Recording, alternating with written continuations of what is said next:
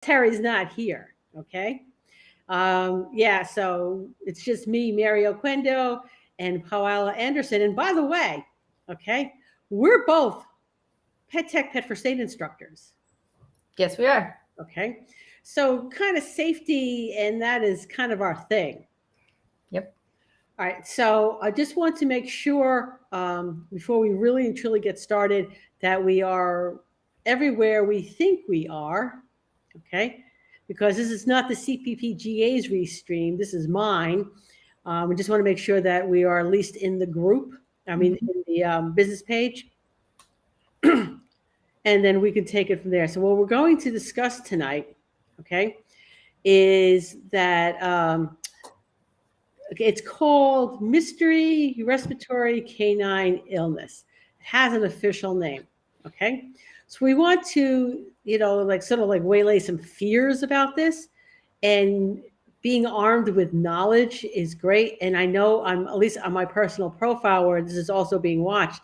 Pet owners, if you have questions about it, please drop it in because we as pet professionals, we are taking this very serious. So I'm going to turn it over to Paola for just a moment, and while I go check every place we need to be.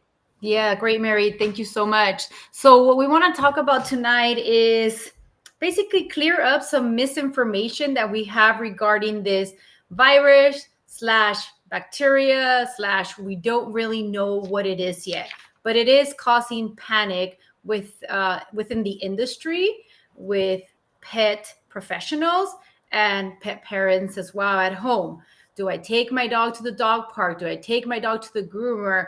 I have a vacation coming up, can I still take them to the facility to be boarded? And those are really good concerns and questions that we have, but let's clear up the misinformation first of all. So this disease, bacteria, virus, whatever it is, it has a temporary name, which is MRCI, mysterious respiratory canine illness. Do we know what it is yet? Not yet. But there is a lot of research going on. So we're going to state a few facts. We do have this information that we have compiled from different sources. So first of all, we're not veterinarians. We're not in the medical field. We're not telling you what we know based on our research, but based on research by other professionals, which are the AVMA, American Veterinary Medical Association, AAHA, the American Animal Hospital Association, the New Hampshire Veterinary Association, the OMVA, which is the Oregon Medical Veterinary Association. They are doing very extensive research. The ODA, the Oregon Department of Agriculture, they are reviewing all the cases that are coming in Oregon. And locally here where I am in Orange County, California, I have watched videos and seen many, many comments and questions with Alicia Pet Care Center in Mission Viejo. Dr. Matthew Whedon has shared extensive information on this and what we know so far. So let's move forward and let's try to, talk about what is and what is not. First things first, this is not COVID. This is not doggy COVID. A lot of those questions going around, right, Mary? Yeah, yep. It's not. It has been. So the bacteria, the research that they're doing has been sent out, and they have come back with this is not COVID. There's no strains of COVID in it. This, we're going to call it the MRCI, which is the name, right? The MRCI, this mysterious illness. The MRCI is now across the country in 14 different states currently reported. The majority of the cases are coming from Oregon, about 200 cases. Is it contagious? Yes, it is contagious. It is maybe a bacterial infection, maybe a virus. They don't know yet for sure. There's no positive feedback yet on that. They're still looking for the different organisms in this. So basically what they're doing in short is every dog that comes into the vet hospitals infected, they are doing a PCR test, which in short is a DNA test. They will send it out to determine if this is they're looking for the organisms within that PCR test. Is this Bordetella? Is this parvovirus? It is something else, and just compiling all this information to try to get some more answers for us. Right. So my understanding is that this particular time of year is there's a lot of respiratory illnesses that is normal for this time of year. Yes, correct. So they're not necessarily right now differentiating between Bordetella, any other respiratory disease, canine flu, and this. So, I mean, honestly, those 200 cases could be a combination of all, or it could be all MCRI. They don't know. That is correct, Mary. And one of the things that you and I talked about earlier was, is this something that's new that just started happening now? Or is this something that has been happening and we just were not aware of it? Correct? Correct. And your question was, or your comment was, I think this has been going around for about 2 years. Mm-hmm. Latest cases, the most recent cases were even in spring of this year. But what is this? Why are we all of a sudden seeing this blast of information? Well, my thought is that everyone is doing a whole lot of traveling right now. So we just had Thanksgiving a couple weeks ago. Yep. And now we're going into the other holiday season. And it wasn't just the Thanksgiving. I think the Hanukkah was also in and around Thanksgiving this year. Am I correct on that? Yeah, so I think it was just a big combination of everything and all of the research that we have compiled in this past weeks to prepare for today. We've seen that people started traveling as early as September this year. Vacations, family, kids going back to school and preparing for Thanksgiving.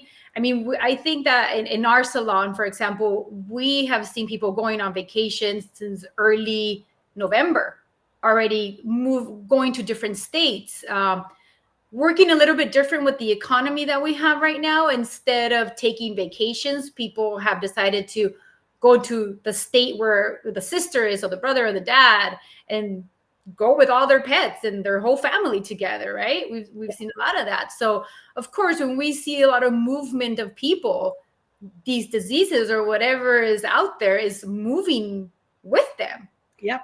And I think, and I know, I mean, from the research that we've done from all these veterinary sites, this is what we're seeing. Because we're moving around so much, the diseases are moving with us. So it's spreading. Okay.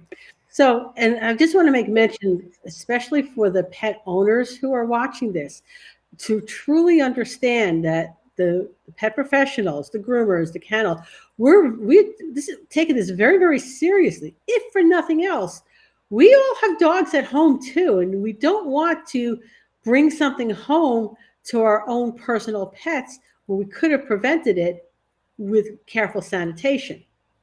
That is correct. Yes. So keeping that in mind, and as well as, you know, we've all been through this virus, COVID, and all that. So for us pet professionals who have grooming facilities, mobile grooming, kennels, boarding, we have been doing these sanitation protocols from before COVID.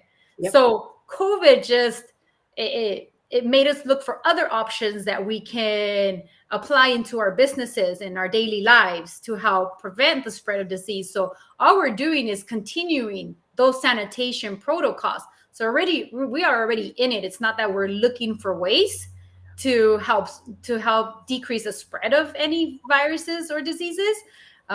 We've already been doing it. Exactly, because even before this MRCI came about, there's other things. I mean, upper respiratory issues have been around for a really, really long time.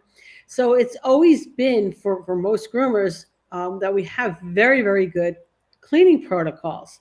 And it's always good to keep up on the latest and the greatest. All right. 100%, Mary. So many of us attend continuing education. I am just going to throw a plug out for one of the best sanitation classes I have ever taken. In fact, I consider her class better than my class. So Angie Coates has a 4 or 5 hour sanitation program that's available online.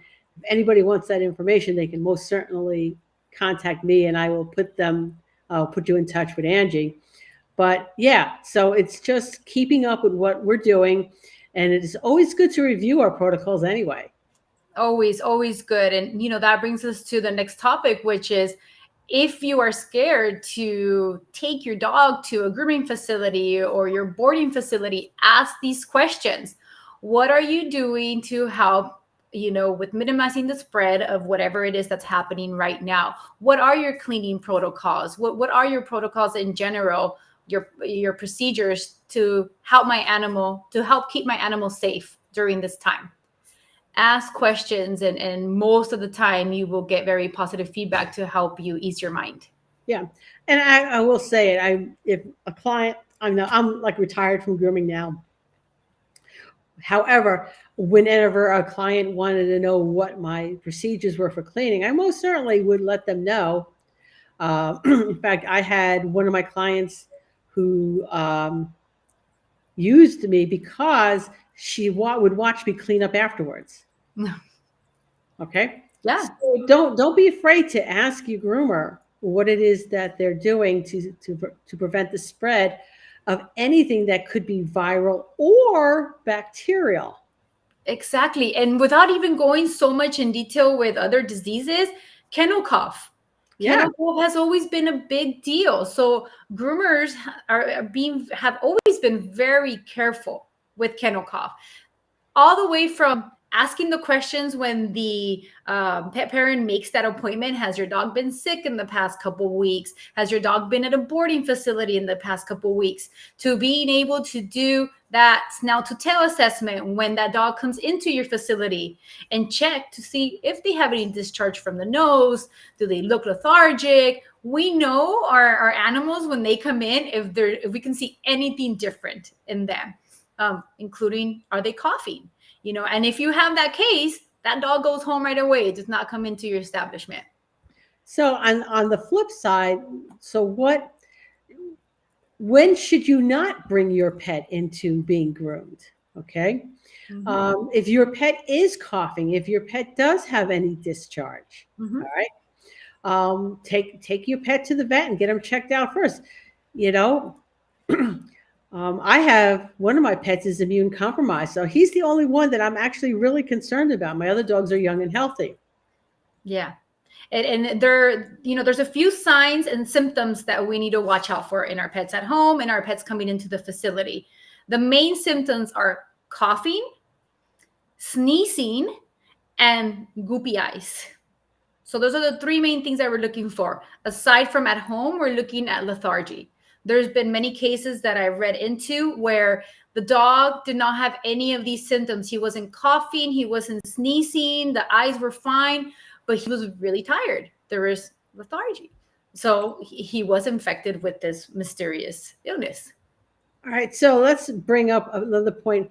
When your pet is not behaving the way it normally behaves, any change in behavior, take that serious. All right. So again, that whole lethargic, the pet seems more tired than normal, is a change in behavior. Honestly and truly, take that serious. That is correct. And that's, Mary, one of the things that we teach in our classes, right? Right. Anything like doing a snout to tail on your animal every day, if not every other day, and assessing, do you see any symptoms of your pet that is not normal? Whether you're at home and he's sleeping and maybe he's breathing heavily, or he's sleeping too much, or you're out on a walk and you see something different. Yeah. No different. All right. So how can groomers themselves, like individual groomers, all right, let's start with, what are you doing to let your clients know about what's going on? Let's start there. Yeah. So one of the things that we have done is we've posted on our social media, Facebook, Instagram, what our protocols are and what we are doing to reduce the spread. We've placed it on our website. So if you go on our website, you can see what we're doing there as well. What's the link to your website? It's lagunapetspa.com. Okay. Yeah. Aside from that, we have a lot of policies and procedures in place in regards to cleaning. Our standards, we follow the CPPGA standards of sanitation. Please visit the website for cppga. Is it org? org. CPPGA.org, so you can see our policies there as well and what every groomer should be doing in their establishment. So, basic things, which are cleaning your table before and after each dog, picking up that hair after you groom that dog, sanitizing your bathtubs, mopping your floors. If there's any discharge of any sort in your lobby or on the way into your establishment, pee, poop, whatever that might be, cleaning that up right away, not letting it sit there. We do a vaporizing also technique that they come in and they do this once a week with us. I'll post the information later. And it's a sanitation vaporizer that vaporizes the air to help kill 99% of the germs, 100% FDA approved. And that helps as well. But being really, really, really diligent with your cleaning before and after each pet. So you do not reuse any towels. You don't reuse any mussels if that's what you use. You don't reuse any happy hoodies. You sanitize all your combs, your scissors. I mean, we can go on and on, but just basically after each dog, think about it as you're just starting all over again. Yep. That's it. And I know it's a little bit harder to do in some of the mobile units, but have your inventory, have that inventory ready. And in between, your appointments, clean that van up. Well, you know what? There's pros and cons. Like for a mobile unit is smaller. It's easier to clean a smaller area consistently throughout the day than a large open place. Yeah. But then, on the flip side, it's smaller, Smaller to clean. It's harder to deep clean it, but it's easier to sanitize that small area. Yeah. You sanitize the whole thing, you leave the doors open for 2 minutes. If you have to spread out your appointments more, that's another thing that happens. Whether you're in a mobile or you're in a grooming facility, now is the time to spread out those appointments a little bit more. Give more time in between those dogs.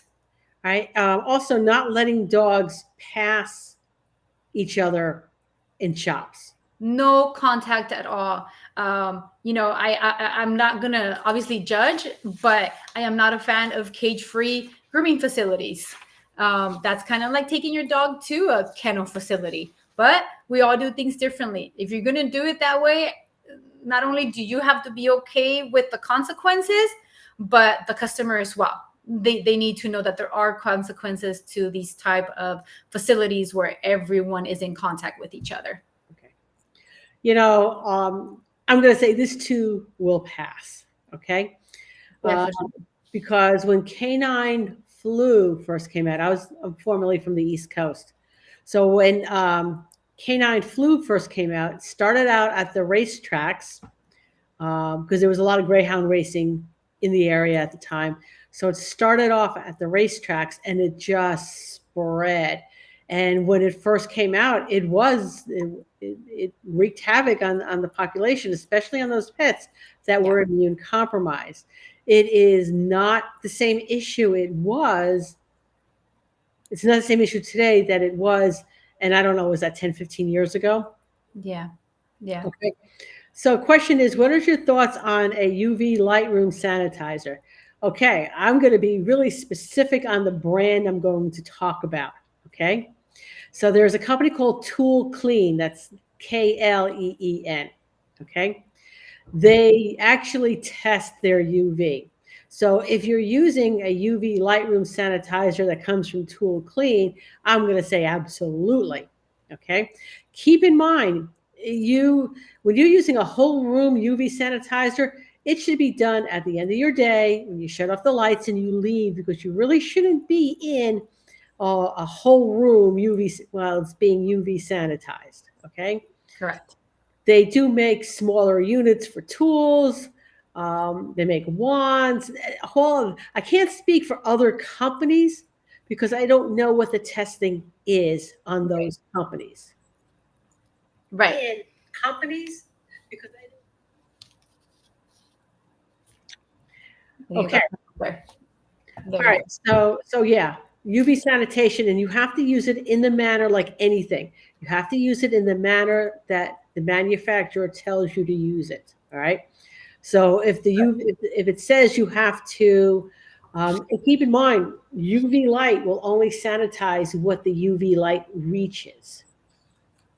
That is correct. Yes. And and also everything is good. Anything that's to sanitize, use it all. I mean, nothing's gonna sanitize anything 100%, right? No, exactly. We have, one of the articles that I was reading is you try to minimize as much as you can. And Dr. Whedon from Alicia Pet Care Center said this earlier as well. We all have HVAC systems, which is our air conditioner.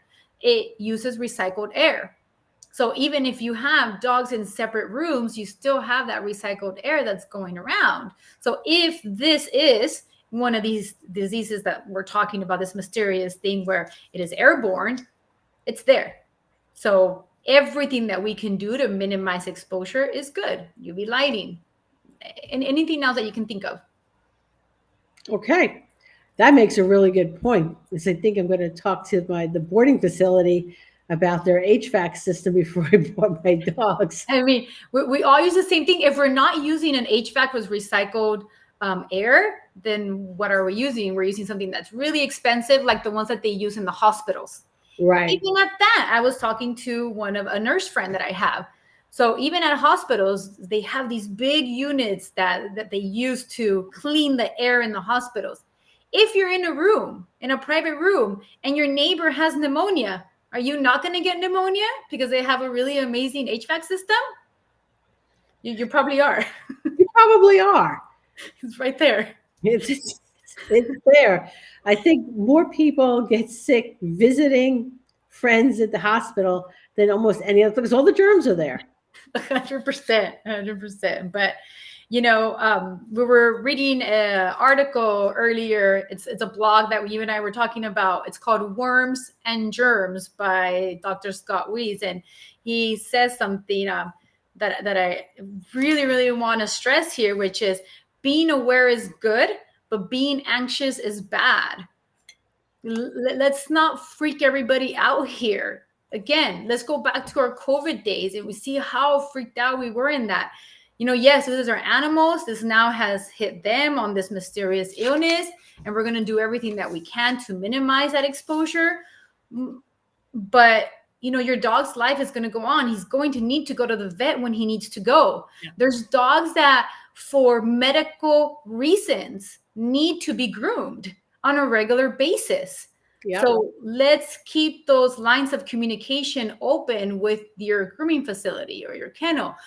Some people go to work every day and have to take their animals to a boarding facility, a daycare.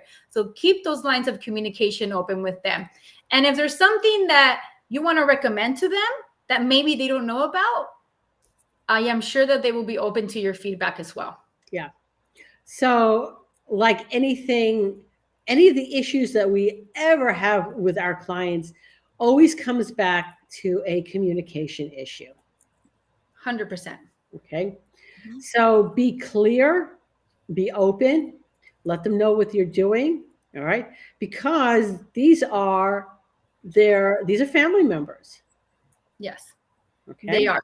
And, we do what we can to protect our family members. And in these cases, I would say from what I heard earlier as well from Dr. Whedon at Alicia Pet Care Center is that the cases that we have are so minimal, compared to these other articles I'm reading, and how many parvo cases there are, and bordetella and kennel cough.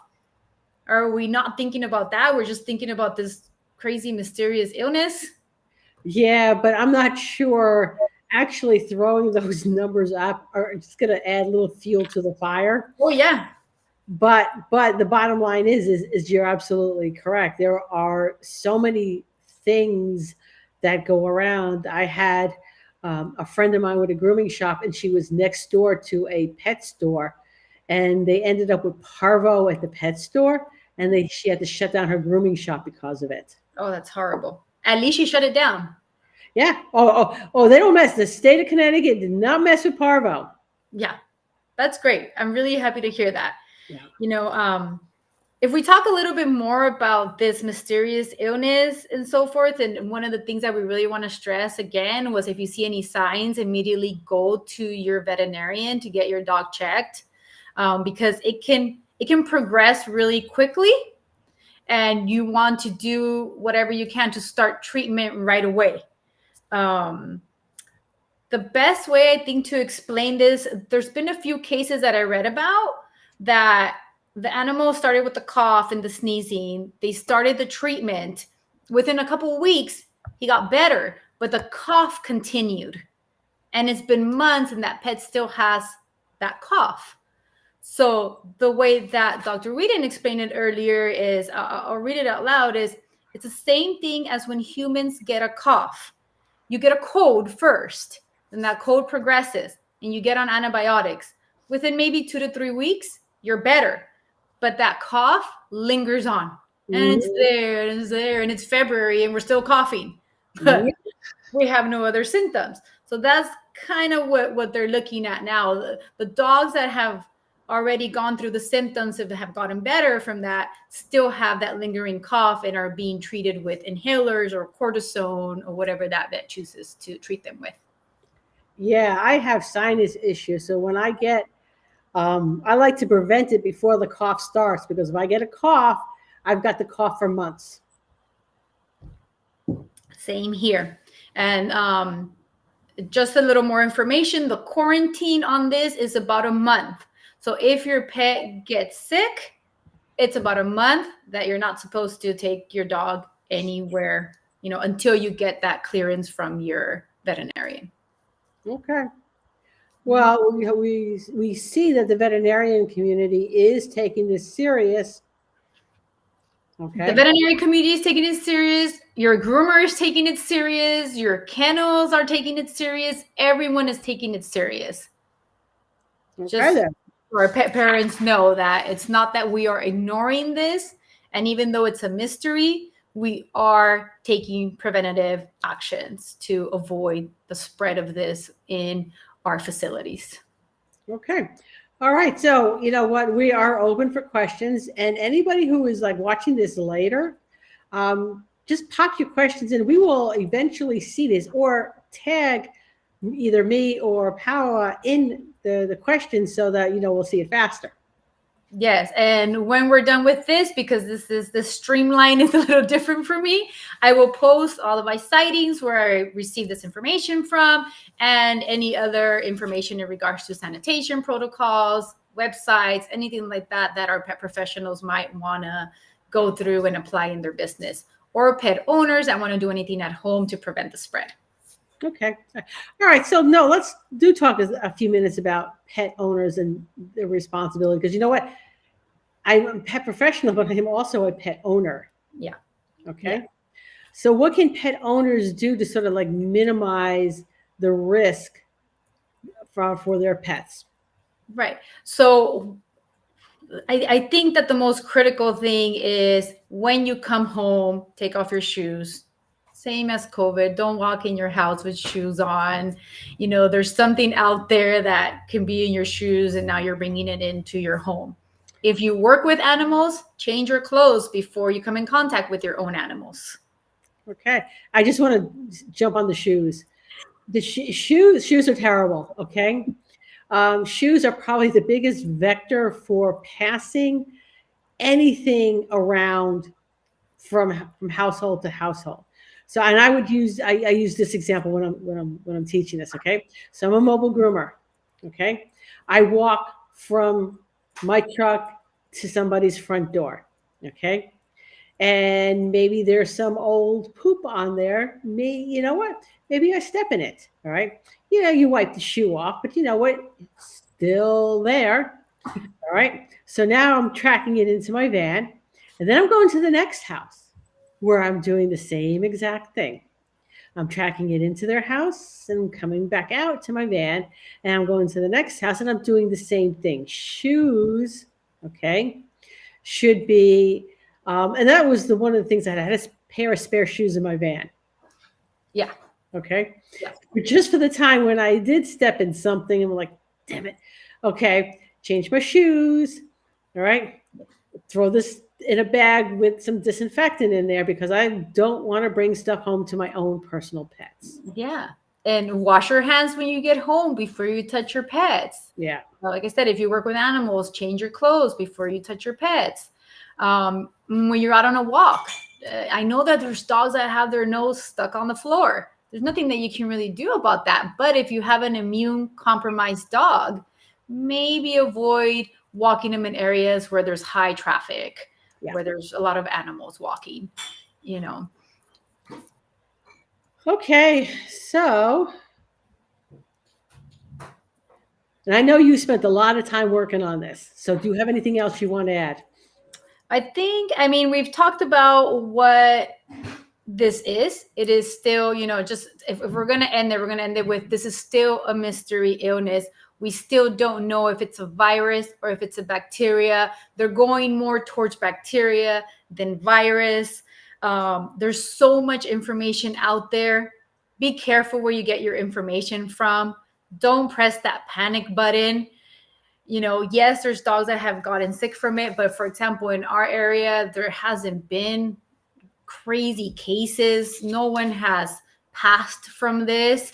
Yes, there's been animals in other states that have passed away. They've had they were dogs that had immune compromises or that it didn't catch them on time. Right. They didn't catch the symptoms on time. But our vets are working tirelessly. I mean, every day there's research that's being done every day to get us more information. So just be careful where you get your information from. Don't spread. Like earlier, somebody told me, did you hear about this case going on in this kennel? There was 20 dogs that died from it. Oh, 20 dogs died from it? Well, give me the information. So I went on the site. I heard the video.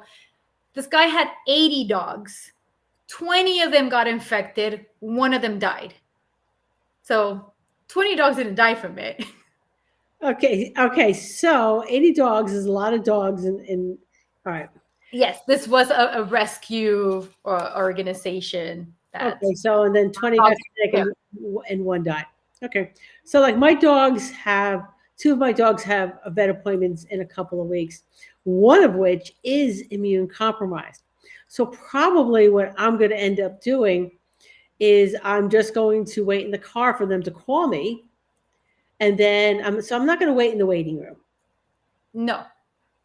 Have you ever had a dog with kennel cough going to the veterinarian, like you personally? I had a. Oh yeah. So they come out to you. You don't go into them. So Yeah. I had a dog that was coughing, and I thought it was kennel cough. I'm like, oh my God, I gave it to him. I got it in my facility, and I gave it to my dog. I freaked out. This was many, many years ago before I was even an instructor. And they're like, oh, don't worry about it. We're going to come out to you, to your car. We'll examine your dog in the car. It turned out my dog had, heart problems. He was coughing from heart problems, not from kennel cough. So the point being there, take a cough seriously. Take a cough seriously, 100%. I mean, could it be the trachea? Could it be the heart?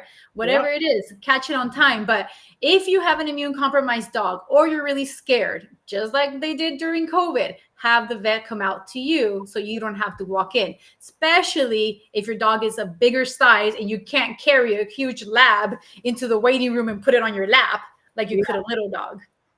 So I have a stroller. I have little dogs, which makes things a little easier. Yeah. And you put them in the stroller. That's good too. Put them in the stroller, and then I'll wait for them to say, hey, the room is ready, and then we'll do it this way. If it was just Pooh Bear's young and healthy, I would be less worried about that. Yeah. Because I'm assuming my vet has good protocols, and if he knows a dog is coming in coughing with discharge, he's going to immediately isolate them. Exactly. Yes. Now, the last time I had a vet actually have to come out to my car, it's because my husky got a skunk and got his face scratched up. No. Yeah. They're like, no. Go wait in the car. We'll come out. They didn't want the big smell inside.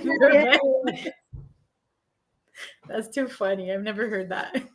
Yeah. So that was like the last time I had a vet actually have to come out to the car.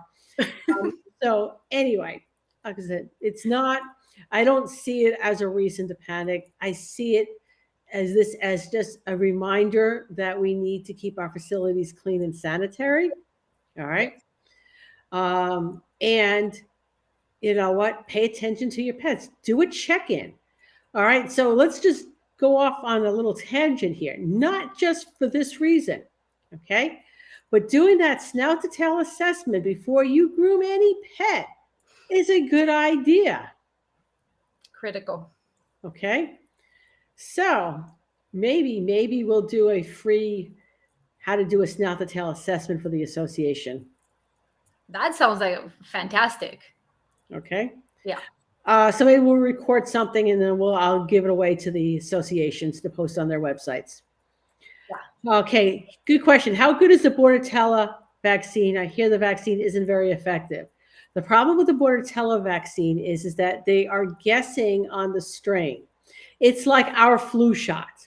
Okay, they're guessing on this is going to be the strain that's going to happen. Okay, so it can be effective, or it may not be effective. Every place I have ever boarded my dog has required the Bordetella shot. My dogs have come home with kennel cough. So many cases. And Yeah. we're not saying don't vaccinate your pet. No, That no, is no, no. We're you. not saying that at all Yeah. because But there. we're saying what you said. I've never had my own dogs with kennel cough. Actually, I'm lying. I've had one case of my dog with kennel cough. And he actually got it at the vet while he was there getting treatment for a few hours. Yeah, because it's like a hospital. All the germs are there. Right. But so what it helps is, and like any vaccination, correct me if I'm wrong, but vaccinations will help to decrease the symptoms and the outcome of when your pet or yourself get the flu, kennel Yeah, cough, whatever it is. It's not that it's going to prevent it, but it help him with the symptoms.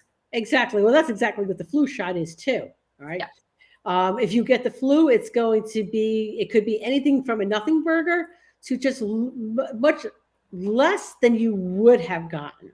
Exactly. And that's why after you give your dog any vaccination, you are watching them for any signs or symptoms of any, depending on the vaccination that you're giving them.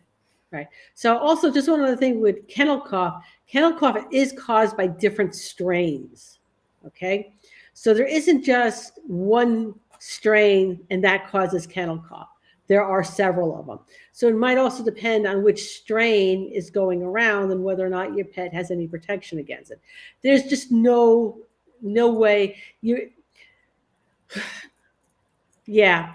Like I said, I know we can go on and on about this, but Ruben Rios, who's asking about this in regards to this mysterious illness, it's not that it's going to help or not help because we don't know what it is. So, as vets say, vaccinate your pets, care for them as you would. And before we go, get pet insurance. I need to learn this for myself.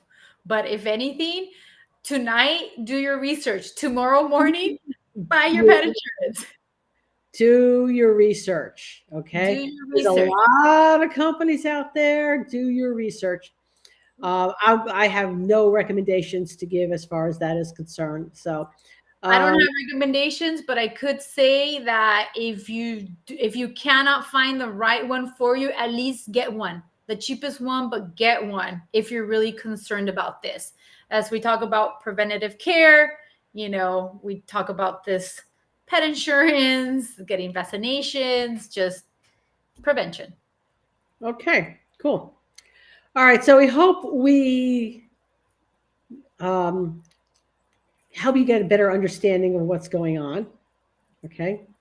And I do know a couple of people are doing the canine flu in the kennel cough Bordetella vaccines where they weren't doing it before, just as a precaution because who knows? It could be a variant of the canine flu. I mean, who knows? I don't know. So possibly it could offer some protection. It may do nothing. We don't know. As far as the mystery illness is concerned. MRCI. As If right. you're going to research anything, research MRCI. Again, be careful where you get your information from and spreading information that is not correct. My client that is a vet gave her pet boosted her dog before grooming visit last week. Okay.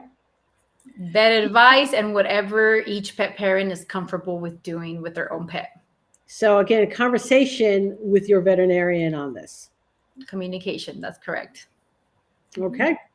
All right. Thank you everybody for showing up and listening to us. We appreciate it. Thank you so much, everyone. And we're going to put all the links in the Okay, where the links will be posted so that anyone's watching this later. In the California Pet Grooming Association page, not the group, the page, okay, which is public. Paola will put all the links in the chat there, okay? And Terry will be back next week. And so I'll be watching Terry next week. Thank you, everyone. Don't panic. Spend time with your pets. Yep.